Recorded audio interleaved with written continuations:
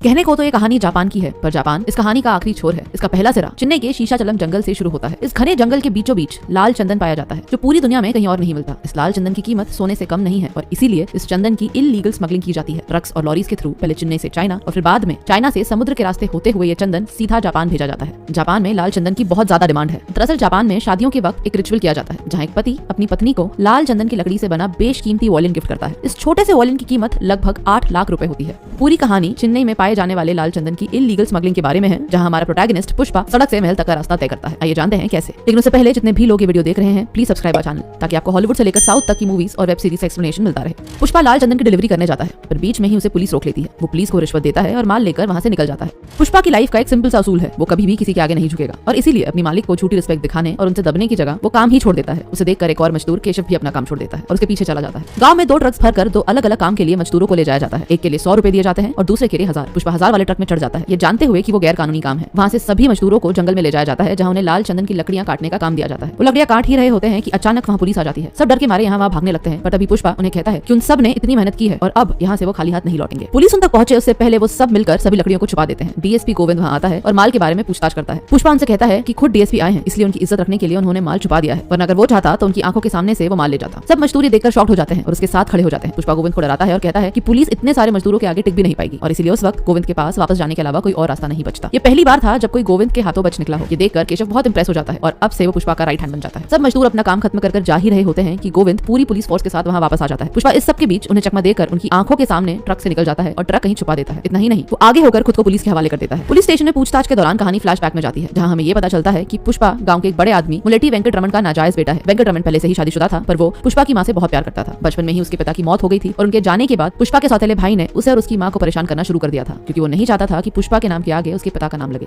आगे माल का पता लगाने के लिए उसके मालिक पुष्पा से मिलने पुलिस स्टेशन आते हैं। पुष्पा के नए बॉस का नाम है रेड्डी। ये 3 भाई हैं, कोंडा रेड्डी, जक्का रेड्डी और जॉली रेड्डी। कोंडा रेड्डी स्मगलिंग सिंडिकेट का एक मेन हिस्सा है जो पूरे धंधे को सुपरवाइज करता है। जक्का रेड्डी पूरे बिजनेस को संभालता है और जॉली जो सबसे छोटा भाई है, कहने को तो बिजनेस का हिस्सा है, पर उसका पूरा टाइम सिर्फ शराब और लड़कियों के पीछे ही गुजरता है। उसकी नजर जिस भी लड़की पर पड़ जाती है वो उसे नहीं छोड़ता।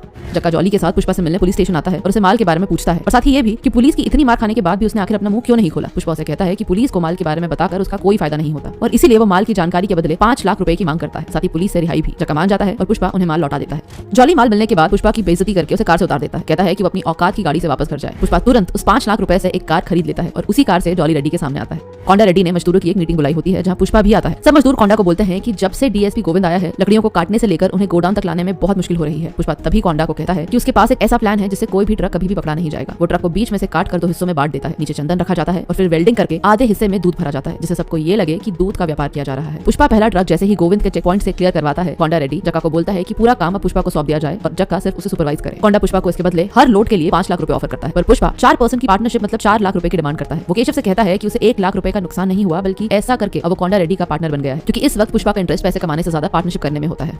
आगे चल के पुष्पा को अपने साथ काम कर रहे एक मजदूर की बेटी श्रीवल्ली से प्यार हो जाता है। वो केशव के थ्रू इनडायरेक्टली उसे पटाने की कोशिश करता है, पर श्रीवल्ली उस पर बिल्कुल भी ध्यान नहीं देती। पर फिर भी केशव किसी तरह पुष्पा और श्रीवल्ली को 1-2 बार मिलवा ही देता है। इस दौरान गोविंद कोंडा रेड्डी के ट्रक को पकड़ लेता है। श्रीवल्ली के पिता के साथ एक और मजदूर पकड़ा जाता है। गोविंद दोनों से कहता है कि करीबन 200 करोड़ का माल चेन्नई से बाहर जाने वाला है, जो मंगल सीनू का है, और वो अपना माल कोंडा रेड्डी के गोडाउन पर रखने वाला है। अगर वो दोनों उसकी जानकारी गोविंद को दे देंगे तो न सिर्फ उन्हें छोड़ देगा, बल्कि रिवॉर्ड के रूप में 50 लाख रुपए भी देगा। श्रीवल्ली के पिता ये सोचते हैं कि उसकी शादी में ये पैसे काम आ जाएंगे, इसलिए दोनों फिर पुलिस से मिल जाते हैं। चेन्नई में हो रही चंदन की स्मगलिंग का मेन हेड मंगल सीनू है। कोंडा रेड्डी जैसे बहुत सारे व्यापारी अपना अपना माल मंगल सीनू को बेचते हैं और मंगल सीनू करीबन 15 चेक पॉइंट से क्लियर करवाकर ये माल मुर्गन नाम के एक इंसान तक चेन्नई में पहुंचाता है। मंगल सीनू कोंडा रेड्डी के गोडाउन में अपना माल रखवा देता है। माल गोडाउन से निकलवाने की पूरी जिम्मेदारी पुष्पा के ऊपर होती है, लेकिन पुष्पा के कहने पर भी माल गोडाउन से नहीं निकल पाता, क्योंकि जॉली रेड्डी उस रात एक लड़की को गोडाउन पर लेकर आ जाता है। ये बात श्रीवल्ली के पिता गोविंद को बता देते हैं और वो पूरी पुलिस फोर्स के साथ गोडाउन के लिए निकल जाता है। पुष्पा को ये समझ आ जाता है कि अब चाह कर भी वो लोग माल को सड़क के रास्ते नहीं ले जा पाएंगे, तो वो सारा माल नदी में बहा देता है और केशव को बोलता है कि जाकर डैम का पानी रुकवा दे। इसलिए पुलिस को गोडाउन पर कुछ नहीं मिलता। डैम के एक तरफ पूरा माल इकट्ठा हो जाता है और उसे वहां से पुष्पा निकलवा लेता है।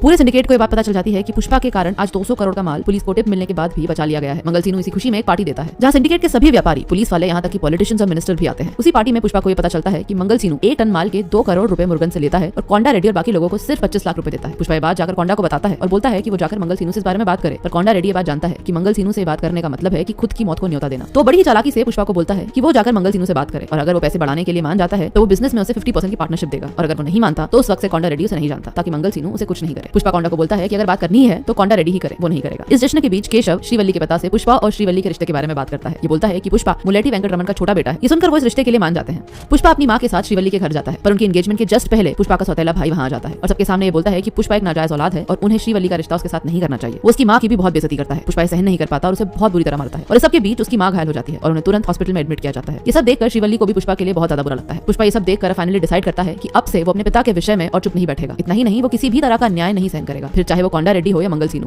वो वहां से सीधे मंगल सीनू के घर जाता है और उसे बोलता है कि अब से उसे 1 टन माल के बदले 25 लाख नहीं बल्कि 1 करोड़ रुपए चाहिए, वरना वो माल सीधे चिन्ने में मुर्गन को बेचेगा। ये पहली बार था जब किसी ने मंगल सीनू के खिलाफ आवाज उठाई थी। वो मंगल सीनू के फोन से ही मुर्गन को कॉल करता है और उसी के सामने मुर्गन से कहता है कि अब वो डायरेक्ट उससे चिन्ने में डील करेगा, अपना माल अब वो सीनू को नहीं बेचेगा। ये देखकर सब हैरान रह जाते हैं। मंगल सीनू के आदमियों की बुरी तरह पिटाई करके वो सीधे वहां से चिन्ने मुर्गन के पास माल लेके चला जाता है। वहां वो कोंडा रेड्डी को बोलता है कि 1 टन माल के बदले वो 1.5 करोड़ की डील कर रहा है। रेड्डी उसे जैसे ही हाँ बोलता है, पुष्पा उसे याद दिलाता है कि अब से वो 50% का पार्टनर है, तो माल का आधा हिसाब से उसे मिलेगा। इस बीच जॉली रेड्डी को पता चल जाता है कि श्रीवल्ली के बाप ने ही उन्हें धोखा दिया था और पुलिस से मिल गए थे। जॉली से बोलता है कि वो उसे छोड़ देगा, पर उसके बदले एक रात के लिए उसे श्रीवल्ली चाहिए। श्रीवल्ली को जैसे ही ये पता चलता है, वो सीधे पुष्पा के पास जाती है और उसे बोलती है कि वो सिर्फ उससे प्यार करती है। वो जानती है कि जॉली उसका बॉस है और पुष्पा उसके खिलाफ आवाज नहीं उठा पाएगा, पर वो मन ही मन पुष्पा को अपना पति मान चुकी है और वो नहीं चाहती कि उसके अलावा कोई भी दूसरा इंसान उसे हाथ लगाए। पुष्पा को जैसे ही ये पता चलता है, वो जॉली रेड्डी को मार मार कर अधमरा कर देता है। जॉली उसे बोलता है कि वो उसका बदला जरूर लेगा, पर बिना जॉली के बताए कोंडा रेड्डी को ये बात पता चल जाती है कि पुष्पा ने ही जॉली की हालत की है और वो एक डील की आड़ में उसे अपने साथ ले जाते हैं ताकि उसे मार सके। केशव को ये बात पता चल जाती है और वो पुष्पा को बचाने के लिए उसके पीछे जाता है। कोंडा रेड्डी पुष्पा को गोली मारने ही वाला होता है कि अचानक वहां मंगल सीनू के आदमी आ जाते हैं और सीनू का साला कोंडा रेड्डी को मार देता है। सीनू और रेड्डी के आदमियों के बीच जमकर लड़ाई होती है। सीनू का साला अब जक्का रेड्डी को मारने वाला होता है, पर तभी पुष्पा वहां आकर उसे बचा लेता है और सीनू के साले को मार देता है। जक्का शॉक्ड हो जाता है कि पुष्पा ने उसकी जान क्यों बचाई, जबकि वो खुद उसे मारने वहां लाया था। पुष्पा बोलता है कि ये रेड्डी और उसके बीच की बात थी और आज भी जक्का उसका पार्टनर है, तो अगर कोई भी बाहर वाला उस पर हमला करेगा तो पुष्पा उसे जरूर बचाएगा। कोंडा रेड्डी के मरने के बाद पूरे सिंडिकेट में हलचल मच जाती है। मिनिस्टर खुद एक मीटिंग बुलाता है जहां उसे मंगल सीनू और रेड्डी के बीच हुई दुश्मनी के बारे में पता चलता है। पुष्पा मिनिस्टर को बताता है कि सीनू सिंडिकेट में सबको धोखा दे रहा है, 2 करोड़ के माल के बदले सिर्फ 25 लाख रुपए देता है। पुष्पा ये भी बोलता है कि सब व्यापारी अलग अलग पुलिस को रिश्वत देते हैं, अगर वो सब एक साथ हो जाए तो रिश्वत भी कम लगेगी और प्रॉफिट भी ज्यादा होगा। पूरी सिंडिकेट पुष्पा को सपोर्ट करती है, यहाँ तक कि जक्का रेड्डी मिनिस्टर को बोलता है कि पुष्पा के आने के बाद ही व्यापार बहुत ज्यादा बढ़ा है और अब उसे ही सिंडिकेट की कमान संभालनी चाहिए। मिनिस्टर पुष्पा को सिंडिकेट का हेड बना देता है और इस तरह पुष्पा अब पुष्पा से पुष्पा भाऊ बन जाता है। उसके सर पर मिनिस्टर का हाथ होता है और पुलिस उसकी जेब में, तो मंगल सीनू चाह कर भी उसका कुछ नहीं बिगाड़ पाता। रही बात जॉली रेड्डी की, तो वो व्हील चेयर पर सिर्फ बदले की कल्पना ही करता रहता है। इसी दौरान पुष्पा और श्रीवल्ली की शादी फिक्स हो जाती है। सब कुछ बहुत अच्छा चल रहा होता है। शहर में ऐसा कोई नहीं जो पुष्पा को छू भी पाए, पर तभी एंट्री होती है आईपीएस ऑफिसर भंवर सिंह शेखावत की। भंवर सिंह एक सेल्फ ऑब्सेस्ड ऑफिसर, वो आते ही मजदूरों को जंगल से उठा लेता है और 2 को गोली मारकर प्रेस में ये कहता है कि वो दोनों भाग गए हैं। पुष्पा को उसके आने की खबर लगती है और वो उससे मिलने पुलिस स्टेशन जाता है। अपनी शादी के कार्ड के साथ वो बैग भरकर रिश्वत भी ले जाता है। भंवर सिंह वहां सबके सामने पुष्पा को इंसल्ट करता है, बोलता है कि जो शर्ट उसने पहना है वो ब्रांडेड है और जो शर्ट पुष्पा ने पहना है उसका कोई नामो निशान नहीं। पुष्पा एक नाजायज औलाद है। इतना ही नहीं, वो पुष्पा से ये भी कहता है कि वो आज के बाद उसे सिर्फ सर कहकर ही एड्रेस करे। पुष्पा उस वक्त चुपचाप वहां से चला जाता है। आगे से जब भी वो भंवर सिंह से मिलता है तो उसे सर कहकर ही बुलाता है, उससे अच्छी दोस्ती भी कर लेता है। पर पुष्पा अपनी शादी के दिन भंवर सिंह को मिलने बुलवाता है, उसके साथ दारू पीता है और उसे याद दिलाता है कि कैसे वो दोनों मिले थे। भंवर सिंह उसे बोलता है कि पुरानी बातों को भूल जाने में ही भलाई है, पर पुष्पा उसे बोलता है कि अगर बात सिर्फ उसकी होती तो वो जाने देता। भंवर सिंह ने उस दिन उसकी मां को इंसल्ट किया। वो चाहता तो उस दिन भी उसका जवाब दे सकता था, पर उस दिन उसने अपनी मां से प्रॉमिस किया था और वो उनका दिल नहीं दुखाना चाहता था। वो उसे उसके सारे कपड़े उतारने को बोलता है और बोलता है कि उसका ब्रांड कपड़ों के साथ ही उतर गया है। वो अगर नंगा गांव में जाएगा तो उसकी वर्दी के बिना उसका कुत्ता भी उसे नहीं पहचानेगा और न ही उसकी कोई इज्जत करेगा। इसके बाद वो खुद अपने कपड़े उतारता है और बोलता है कि उसका ब्रांड उसके कपड़े नहीं बल्कि उसकी रगों में बह रहा उसके पिता का खून है। वो अभी इसी वक्त बिना कपड़ों के निकलेगा तब भी पूरा गांव उसे पुष्पा भाव ही बुलाएगा, क्योंकि उसने यहीं से अपना सफर शुरू किया था। पर बिना वर्दी के शेखावत की कोई हैसियत नहीं, कोई पहचान नहीं। ये कहकर वो वहां से सीधा अपने मंडप में चला जाता है। श्रीवल्ली उसे पूछती है कि सब ठीक तो है ना। वो उसे कहता है किसी ने पुष्पा सुनकर उसे फ्लावर समझने की गलती कर दी थी। वो उसे बता के आया है कि वो फ्लावर नहीं फायर है। वो उसे पूछती है तो फिर किस्सा खत्म हो गया ना, तो पुष्पा उसे बोलता है कि किस्सा अब शुरू हुआ है और ये फिल्म यहाँ खत्म हो जाती है। पर फिल्म की कहानी यहाँ खत्म नहीं हुई है, इसका पार्ट 2 भी जल्द ही आएगा।